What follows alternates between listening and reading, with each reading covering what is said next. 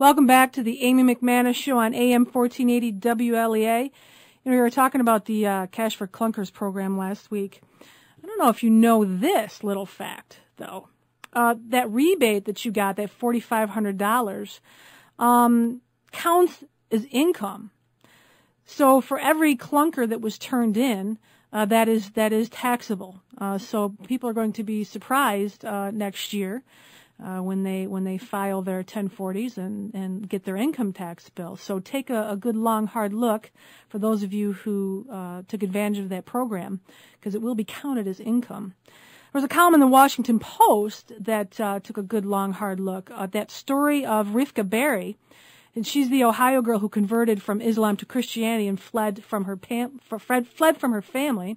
Pam Geller writes this story in the Washington Post.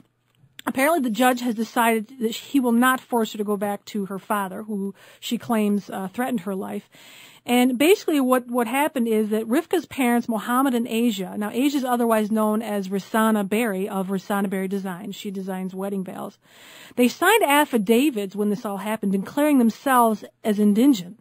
So the Florida court appointed them a lawyer. Taxpayers of Florida are paying for their lawyers. However, they live in a very affluent neighborhood in Westerville, Ohio. According to a report in Dun & Bradstreet, Mr. Berry, in his business, Berry Gems, made $237,000 last year.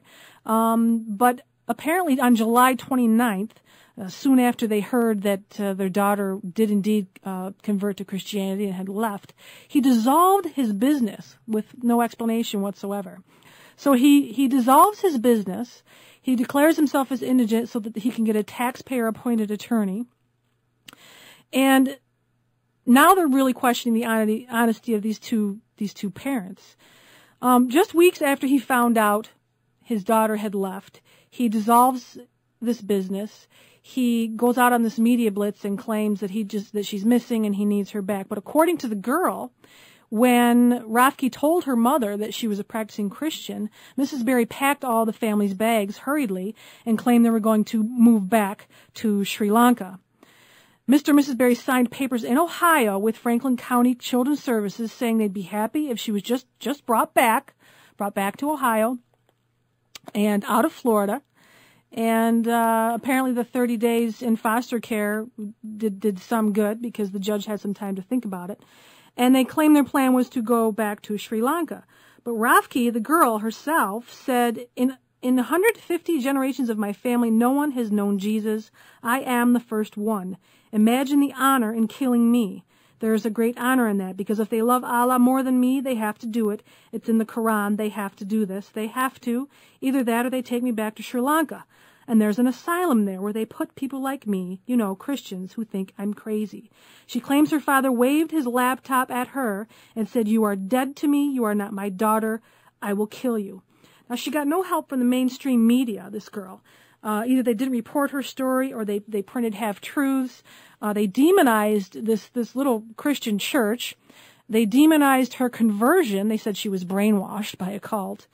And that she was just an angry teenager who was ticked off at her dad for inflicting some rules upon her. I'm wondering if the roles were reversed, how the media would have handled this story. If it was a mosque that the girl had fled to become a Muslim, and her Christian family back at home threatened to kill her, would the media have jumped to the parents' defense so quickly? Would the media have labeled the girl's conversion to Islam as being brainwashed by a cult? Our efforts to be politically correct here could have ended up in the murder of this girl, and we'll probably never know, thank God, if Mr. and Mrs. Berry planned on killing their daughter. Another case of the media having an issue with the truth, there were always claims in the past year by conservatives who argued that the Community Reinvestment Act and other federal programs led to this housing bubble that burst and led to the economic downfall that we are currently in. Well, it turns out a study was done, and what they were all saying turns out to be true. An investigation launched last fall by the House Oversight and Government Reform Committee indicates that all of those things that the conservatives were claiming caused this were actually correct. The background on this is, as many of you know, Clinton issued the National Home Ownership Strategy with the directive to, quote, lift America's home ownership rate to an all-time high by the end of the century. So he enabled Freddie Mae and Freddie Mac, the mortgage lenders, to become GSEs, and basically they lowered all of the standards to write mortgages, reducing down payment requirements, what's called flexible underwriting criteria, which basically made the lendee agent be subjective as to whether or not he gives a person a loan. So lowering these lending standards were indeed the cause of the housing crisis, and this report does not exempt the Republicans, or President Bush for that matter, from blame. It said that placing lending quotas for underserved populations allowed both the Democratic and Republican administrations to, quote, consistently make campaign promises to boost home ownership through government intervention in the market.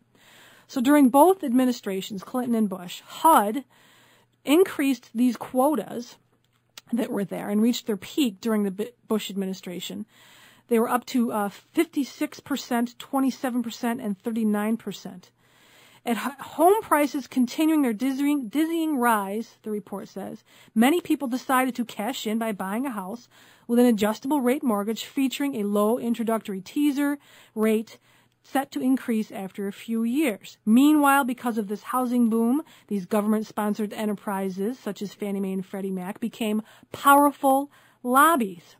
Fannie Mae CEO Jim Johnson opened up partnership offices in congressional districts, hired relatives of members of Congress, and GSE employees contributed $15 million, most of them Democrat, to federal campaigns from 1998 to 2008.